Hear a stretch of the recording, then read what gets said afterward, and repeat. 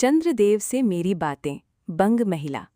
भगवान चंद्रदेव, आपके कमलवत कोमल चरणों में इस दासी का अनेक बार प्रणाम। आज मैं आपसे दो चार बातें करने की इच्छा रखती हूँ। क्या मेरे प्रश्नों का उत्तर आप प्रदान करेंगे? कीजिए, बड़ी कृपा होगी। देखो, सुनी अनसुनी सी मत कर जाना, अपने बड़प्पन की ओर ध्यान देना। अच्छा, कहती हूँ, सुनो। मैं सुनती हूँ आप इस आकाशमंडल में चिरकाल से वास करते हैं। क्या ये बात सत्य है? यदि सत्य है तो मैं अनुमान करती हूँ कि इस सृष्टि के साथ ही साथ अवश्य आपकी भी सृष्टि हुई होगी। तब तो आप ढेर दिन के पुराने बूढ़े कहे जा सकते हैं।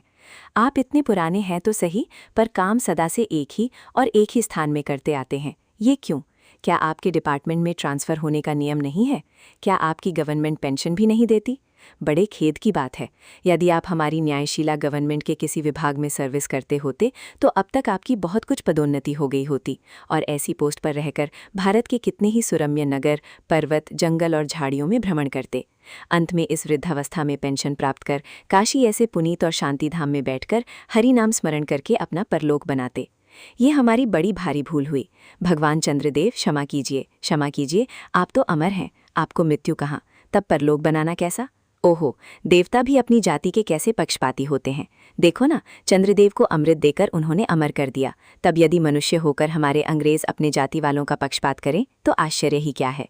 अच्छा, यदि आपको अंग्रेज जाति की सेवा करना स्वीकार हो तो एक एप्लीकेशन हमारे आधुनिक भारत प्रभु लॉर्ड कर्जन के पास भेज देवें।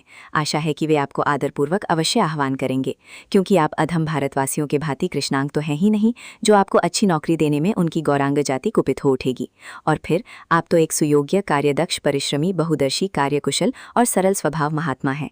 मैं विश्वास करती हूँ कि जब लॉर्ड कर्जन हमारे भारत के स्थायी भाग्य विधाता बनकर आवेंगे तब आपको किसी कमीशन का मेंबर नहीं तो किसी मिशन में भर्ती करके वे अवश्य ही भेज देवेंगे, क्योंकि उनको कमीशन और मिशन दोनों ही अत्यंत प्रिय हैं।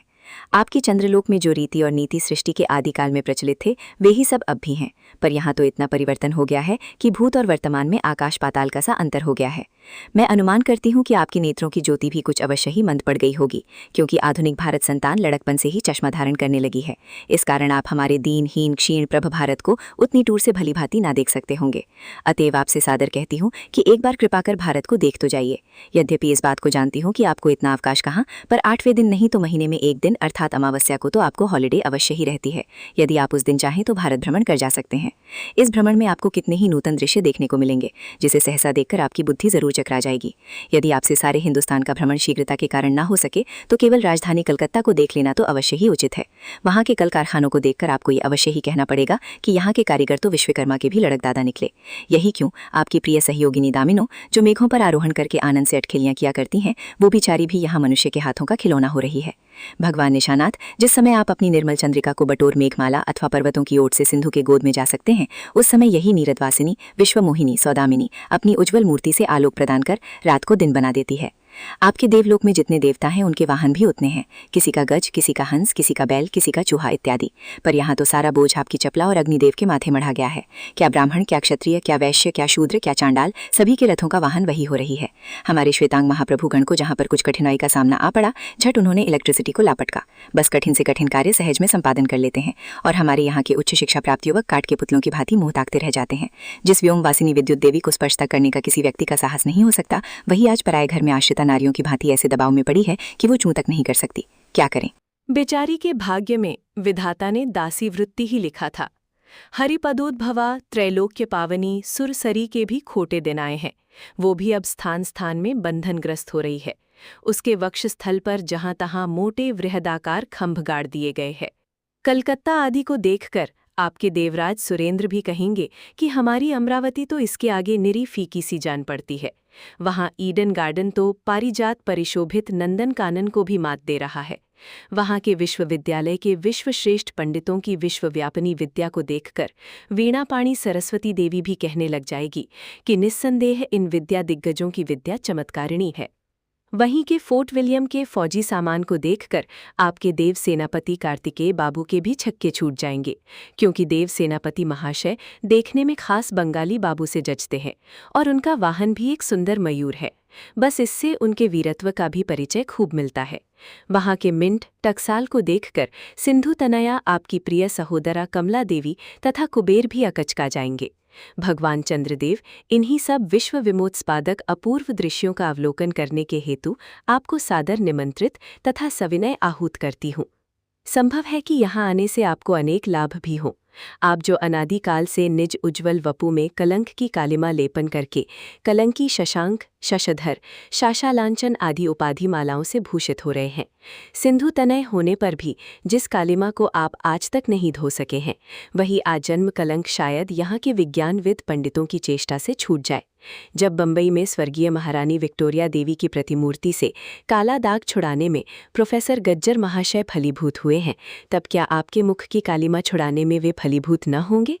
शायद आप पर ये बात भी अभी तक विदित नहीं हुई कि आप और आपके स्वामी सूर्य भगवान पर जब हमारे भूमंडल की छाया पड़ती है तभी आप लोगों पर ग्रहण लगता है। पर आपका तो अब तक वही पुराना विश्वास बना हुआ है कि जब कुटिल ग्रह राहु आपको निगल जाता है तभी ग्रहण होता है। पर ऐसा थोथा विश्वास करना आप लोगों की भारी भूल है। अतः हे देव, मैं विनय करती हूँ कि आप अपने हृदय से इस भ्रम को जड़ से उखाड़कर फेंक दें। अब भारत में न तो आपके और न आपके स्वामी भुवन भास्कर सूर्य महाशय के ही वंशधरों का साम्राज्य है, और न अब भारत की वो शस्ली श्यामला स्वर्ण प्रसूता मूर्ति ही है।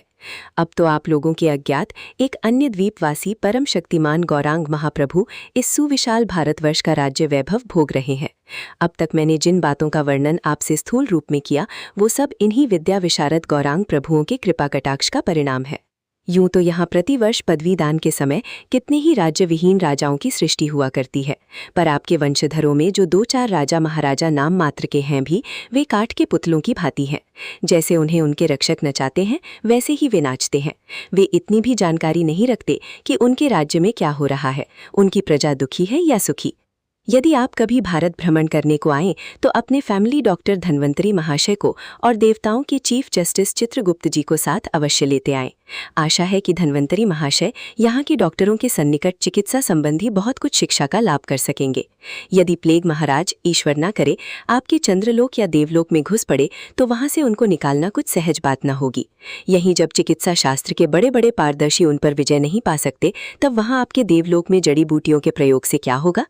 यहाँ के इंडियन पीनल कोड की धाराओं को देखकर चित्रगुप्त जी महाराज अपने यहाँ की दंड विधि कानून को बहुत कुछ सुधार सकते हैं, और यदि बोझ न हो तो यहाँ से वे 2-4 टाइपराइटर भी खरीद ले जाएं। जब प्लेग महाराज के अपार अनुग्रह से उनके ऑफिस में कार्य की अधिकता होवे, तब उससे उनकी राइटर्स बिल्डिंग के राइटर्स के काम में बहुत ही सुविधा और सहायता पहुंचेगी। वे लोग 2 दिन का काम 2 घंटे में कर डालेंगे। अच्छा, अब मैं आपसे विदा होती हूँ। मैंने तो आपसे इतनी बातें कहीं, पर खेद है आपने उनके अनुकूल या प्रतिकूल एक बात का भी उत्तर न दिया। परंतु आपके इस मौनावलंबन को मैं स्वीकार का सूचक समझती हूँ।